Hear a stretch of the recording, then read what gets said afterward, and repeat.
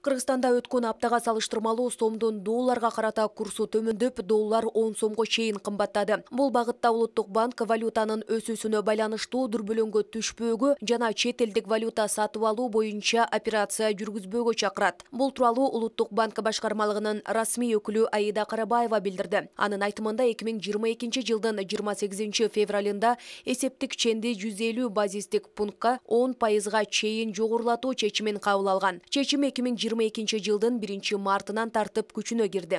Геосаясий тобокелдиктердин улам курчушунан түзүлгөн дүйнөлүк финанс рынокторундагы белгисиздик өлкөгө кошумча инфляциялык басым жаратууда. Финансы кредит уюмдарынын запастарынын көлөмү жетиштүү. Бул финансы банк системасында туруктуулукту сактоого мүмкүндүк берет. Кыргызстандагы валюта курстарына көз чаптырсак, күн башынан бери доллардын орточо сатуу курсу 96,82 сомго, евро 107,7 сомго, рубль 1,36 сомго арзандаса, казак теңгеси 0,145 сомго чейин көтөрүлдү. Ал эми коммерциялык банктарда доллар 94,5 сомдон сатып алынып, 96 сомдон сатылууда. Рубльдин максималды сатып алуусу 0,9 сом, сатуу 1,1 сомду түзүүдө. Буга чейин Улуттук банк 3 жолу интервенция жасап, 169 миллион долларды каржы базарына чыгарган. Акыркы жолу 24 февралда 14 миллион доллар саткан. Улуттук банктын алтын валюталык резерви 2 миллиард 764 миллион долларды түзөт жана 6 айга жетет. Соңку кырдаал Россияда эмгектенип жүргөн кыргызстандык мигранттарды да түйшүккө салууда. Алар рубльдин кунунун түшүүсү кирешелеринин азаюусуна алып келет деп тынчсызданышууда. Белгилесе, кыргыз экономикасынын 3/1 бөлүгүн мигранттар которгон акча түзөт. Мындан улам акыркы күндөрү Орусиядан Кыргызстанга которуулар дээрлик азайган. Элдин агымы баары эле рубль көтөрүп келатат. Азыр банктар турат 0,7, 0,8 кылып. Бул просто элдер кыйноо болуп атат да. Бизде Россияда иштеп жүргөн мисалы Кыргызстан жарым эле эл Россияда иштеп жүрөт да. Өлкөдөгү валюта курсундагы мындай олку солку абал карапайым калктын капчыгына да таасирин тийгизбей койбойт. Акча алмаштыруучу жайга келген жарандар чет жака чыгуу үчүн доллар алмаштырууда терс зыянын берип жатканын айтышат. Алардын арасында айрым ишкерлер, ири акчага күйгөндөрү да бар. Биз эми немеге леченияга барышыбыз керек болуп атат эле, долларга алмаштыралы десек вообще көтөрүлүп кетиптир.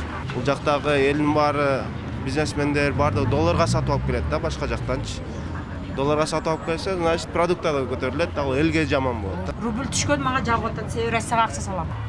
Бирөөгө доллар 5 миң эле сом менен алгам да, азыр ушу 200 миңге күйүп кетип да.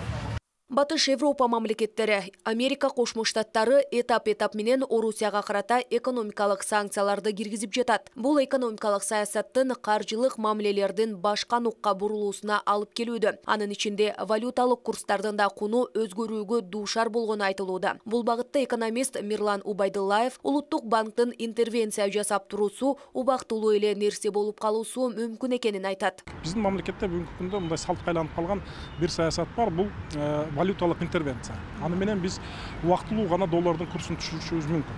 Экинчи негизги маселе бул ошол СНГ мамлекеттери менен, анан кайсыл мамлекеттер менен, айрыкча ошол Россия Федерациясы менен соода саттык жүргүзүп аткан болсок, алар менен биз ошол регионалдык валютанын негизинде жүргүзүшүбүз керек. Бул Россия рубль болушу мүмкүн, же болбосо өзүбүздүн сом менен жүргүзүү аракеттерин жасашыбыз керек да. Эске салсак, валюта курсундагы туруксуздуктун айынан өлкө башчы Садыр Жапаров жарандарды алтын сатып алууга чакырган. Бул тууралуу ал өзүнүн Facebook баракчасы аркылуу билдирген. Президенттин айтымында алтын эч качан өз кунун жоготпойт. Ошондой эле каалаган убакта сатып алган алтынды кайра Улуттук банкка сатса болорун да кошумчалаган. Бул маалымат чыгары менен алтын алууга кезекке тургандар да көбөйгөнү белгиленет. Мындай кадам менен ички айлануудагы доллардын курсун төмөндөтүүгө жакшы өбөлгө болору айтылууда. Алтынды сатып алганда дагы биздин сомдун баягы алтынга байлануусу, биздин сомдун курсуну бир аз жогорулатуу, ошол эле мезгилде ички айлануудагы доллардын курсун төмөндөтүүгө алып келиши мүмкүн. Жок дегенде ошол 89 сом, 90 сомго доллардын, 1 доллардын курсун түшүрүүгө азыр биздин Улуттук банктын мүмкүнчүлүгү бар. Улуттук банктын 2 мартындагы сайтка жүктөлгөн маалыматы боюнча 1 грамм алтын 7742 сомду, 2 грамм 13833, 5 грамм 31961 сом, 10 грамм 61429 сомду, 31 грамм 188184, 100 грамм алтын 594736 сомду түзгөн. Бул алтын куймаларынын бардыгы 999,9 сынындагы жогорку сапат болуп саналат. Алтын куймасын сатып алууда чектөөлөр жок, анын чет элдик жарандар да сатып алат. Эске салсак, Орусия менен Украинанын ортосунда болуп жаткан окуядан соң Европа өлкөлөрү түрдүү санкцияларды киргизишти. Ошондой эле бир катар Орусиянын банктарын SWIFT системасынан өчүрүүнү сүйлөшүшкөн. Бул арада Кыргызстандын улуттук банкы түздөн-түз SWIFT системасына туташтырылгандыгын, Орусиянын айрым банктарын бул системадан өчүрүү тобокелдиги Кыргызстан банктарынын кардарларынын төлөмдөрүн токтотууга алып келбестиги баса белгиленген. Айгана Шутуратбек кызы, Белек Мусаев, Ош ТВ.